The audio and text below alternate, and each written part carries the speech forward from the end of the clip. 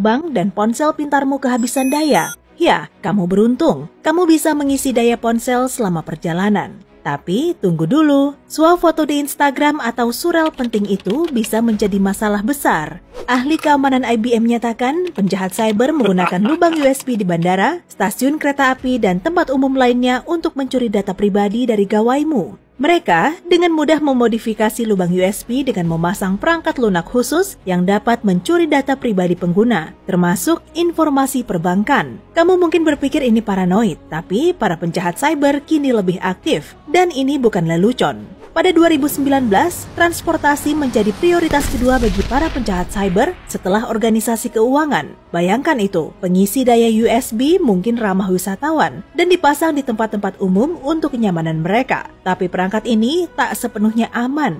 Caleb Barlow, Wakil Presiden Inteligensi Ancaman X-Force di keamanan IBM mengatakan bahwa para pelancong sangat rentan terhadap tindak kejahatan cyber. Berabad-abad yang lalu, mereka dibajak perompak, tapi kini pencurian terjadi di dunia digital. Masalahnya, ponsel pintar menerima data dari kabel USB sama dengan yang mereka gunakan untuk mengisi daya. Pada 2016, staf laboratorium Kaspersky belajar memasang perangkat lunak eksternal dan beberapa virus di ponsel pintar menggunakan kabel USB. Prosesnya hanya memakan waktu 3 menit. Tentu saja, ahli keamanan cyber menggunakan penemuan mereka untuk mengembangkan penangkal, tapi orang yang mengincar informasimu takkan bermurah hati. Saat mencolokkan kabel ke sumber yang sudah disusupi, kamu akan menghubungkan ponsel pintar atau tablet pada perangkat eksternal yang memulai proses penyalinan data pribadi atau memasang virus di dalamnya. Mereka akan mendapat akses ke seluruh informasi pribadimu dalam sekejap, termasuk rekening bank, surel, pesan teks, foto, dan kontak. Teknologi ini dikenal dengan sebutan juice jacking, pembajakan pengisi daya USB.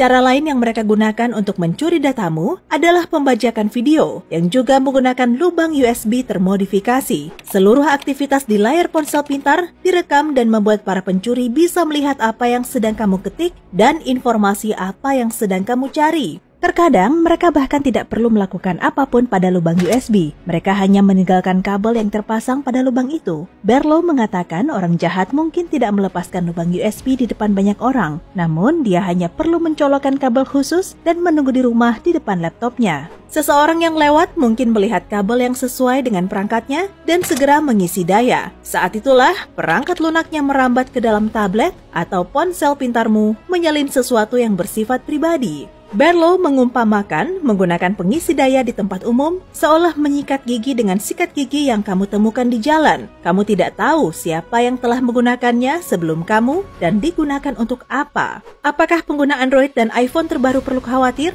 Orang-orang cerdas sedang bekerja meningkatkan keamanan ponsel-ponsel tersebut tentu saja. Setelah produsen ponsel pintar menyadari tentang juice jacking, mereka menambah tingkat keamanan perangkat mereka. Kini, iOS dan Android meminta persetujuanmu sebelum tersambung dengan perangkat eksternal. Namun, jika kamu cenderung menyetujui segala sesuatu di ponselmu tanpa memperhatikannya, itu tidak banyak membantu. Ada pula risiko lainnya. Jika sistem operasi Android milikmu sudah tua, atau mode pengawal kutuan USB dalam keadaan mati, virus dapat masuk dengan mudah. Ada sebuah fungsi di perangkat Apple terbaru yang disebut mode USB terbatas. Ini merupakan inovasi mekanisme pertahanan yang mencegah pertukaran data selama pengisian daya melalui lubang USB.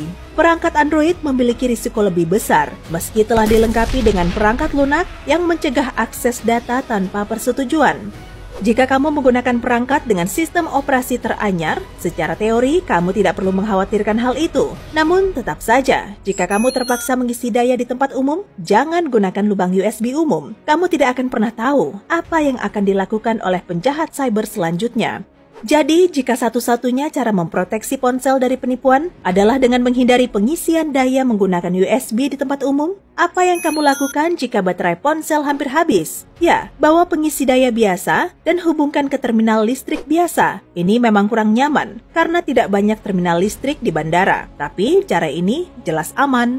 Pilihan lain yaitu dengan menghubungkan bank daya menggunakan USB dan isi daya ponselmu dengan itu. Jika masih kurang, kamu bisa membeli kabel USB khusus yang bisa digunakan untuk mengisi daya tapi mencegah pertukaran data. Kamu juga bisa mengikuti cara Gedung Putih dan membeli perangkat keamanan ponsel khusus dengan harga kurang dari Rp425.000. Perangkat ini disebut penangkal juice checking dan akan melindungimu dari pencurian identitas serta malware saat sedang mengisi daya.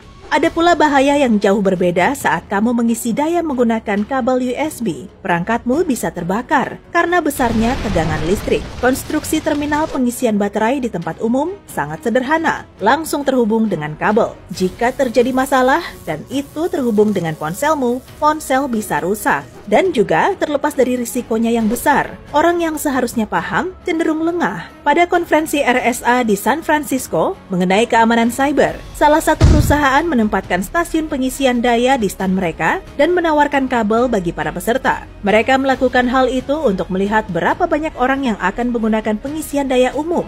Hasilnya 80% dan tidak satu pun dari mereka menanyakan tingkat keamanannya. Mungkin mereka merasa aman karena sedang berada di konferensi keamanan cyber, tapi sekarang kamu tahu, kamu harus tetap waspada. Bahkan hal yang lebih gila terjadi di DEF CON. Puluhan ahli keamanan informasi terjebak dalam perangkap. Mereka mulai mengisi daya dari stasiun pengisi daya gratis. Mereka akhirnya mendapatkan pesan untuk tidak mencolokkan perangkat pribadi pada kotak-kotak yang meragukan, khususnya pada konferensi ini. Bagaimana denganmu? Apa kamu mengisi daya ponsel menggunakan USB di tempat pengisi daya umum? Apa kamu pernah berpikir jika itu mungkin berbahaya? Sebelum kamu mengisi bank daya, berikut beberapa saran untuk memproteksi keamananmu. Pasang kontrol berlapis untuk semua tagihan daring milikmu. Buatlah kata sandi yang terdiri dari 12 simbol. Kata sandi tidak boleh berisi nama ibu kandung, 4 digit terakhir nomor paspormu, tanggal lahir, atau alamatmu. Kata sandi seperti yang sudah disebutkan adalah kata sandi yang paling mudah dibobol oleh orang-orang yang punya niat jahat. Jangan gunakan nama pengguna dan kata sandi yang sama untuk semua akun milikmu. Gantilah kata sandi setiap 6 bulan sekali. Dan jangan bagikan detail perjalananmu di media sosial. Ingatlah, dengan melakukan hal itu, kamu mempermudah pencuri melacak rute perjalananmu dan merampok rumahmu saat kamu sedang dalam perjalanan bisnis atau berlibur. Itu seolah kamu membiarkan rumahmu tidak terkunci dan mereka bisa masuk. Tiap kali kamu duduk di bandara dan merasa ingin berbagi dengan teman-temanmu bahwa kamu sedang pergi ke suatu tempat, pikirkan 2 kali. Foto apa yang akan kamu perlihatkan dan apakah foto itu bisa membahayakanmu? Jangan pernah menunjukkan pas naik di media sosial. Dilihat sekilas, sepertinya informasi yang bisa kamu dapatkan dari pas naik hanya nama penumpang dan nomor pemesanan. Namun, seseorang akan bisa mengakses informasi pribadi pada situs maskapai, tempat data paspor, surel, dan nomor program loyalitasmu tersimpan. Dengan informasi ini, mereka dapat membatalkan tiket pulang milikmu dan liburanmu menjadi berantakan. Data pribadimu juga bisa digunakan untuk membuat permintaan kredit palsu.